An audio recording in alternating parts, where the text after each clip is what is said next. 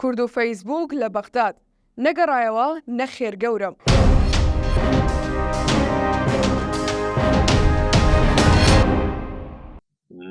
نەگەڕایەوە نەخێر گەورم. ئەوە تا زۆر بەمان ئەفلام کارتۆنی ئاسکاڵتونیەکەمان بینیوە کە کاتێک هاوڵاتی هەژارەکە دەچێت بۆ هێنانەوەی ئاسکاڵتونیەکە بۆ پاشاش لە چاوەڕوانیدا ئۆقرەی لێبراوە زوزوو بە پاسەوانەکەی دەڵێت نەگەڕایەوە، بەڵام ئێستاش بۆ هاوڵاتیانی هەرێم ماکس بۆتەوە دەبێت زوزوو وەک پاشا بڵێ نەگەڕایەوە.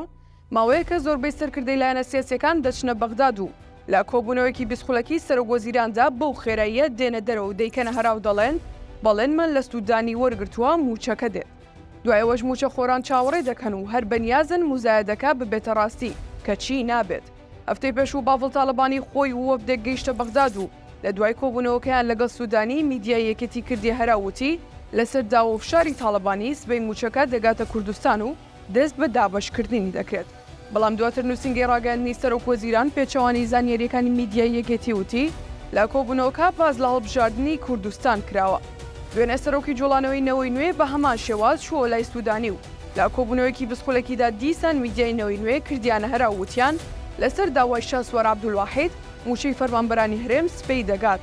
بەڵام تەنها دوای 20 خولەک لە کۆبوونەوەکە دیسان نووسنگی ڕاگەاندنی سەرۆکوەزیران بڵاوی کردەوە کە کۆبوونەوە کورتخایەنەکە باسی لە گرنگی هەڵبژاردننی کوردستان کردووە و جگەل لە باسکردنی چۆنیەتی بودجە باس لەوە نەکراوە کە شاسوەر عەبدولواحید فشاری لە سەرۆکوەزیران کرد بێت بۆ نردنی بودجە و موچەی فەرمانبەرانی هەرێم. ئەوە لە کاتێکدا هەر هەفتەی پێشوو وەفدی حکوومەتی هەرێمی کوردستانیش لە بەغداد بوون و دوای 6 کاتژمێر کۆبوونەوەیان ئەوانیش وەک موژدەیەک لە نیوەی شەوی پێنجشەممەدا ڕایانگەیان کە سەرکەوتوو بوون لە کۆبوونەوەکان و بەم زوانە موچە و بودجەکە دەگات.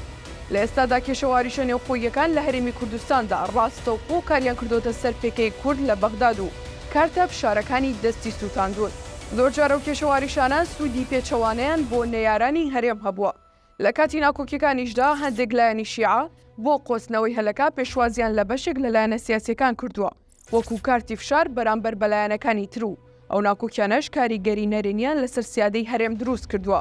لە کاتی پەسەندکردنی بودجە بۆ هەر پرۆژە یاسایەکی گرنگ دیسان هەمان هاوکێشە دووبارە دەبێتەوە. لایەنەکان دەیکەنە موزایەدە و هەمویان پێکەوە دەڵێن کە تەنها ئەوان کاریان لەسەر کردووە لە پێناو مافەدارەیەکانی موچە خۆرانی کوردستان. بۆ نمونە لە کاتی پەسەندکردنی پرۆژە یاسای بودجەدا دش و ناکۆکی و یار و نەیاردایان گوت پێشنیارەکانی ئەوان لە خزمەتی خەڵکدایە. لە کاتێکدا بەڕای زۆربەی شارەزایانی دۆخەکە و موزایەدە و ناکۆکیانە خراپترین سێمادەیان بۆ کورد دەرچوان کە مادەکانی 12 و 13 و 14 بوون. لە ئێستاژدا پرسی سەردانیکردنی سەرۆکوەزیران و وێنەگرتنێک لەگەڵیدا بووەتە پرسێکی گرنگی سۆشیال میدیا.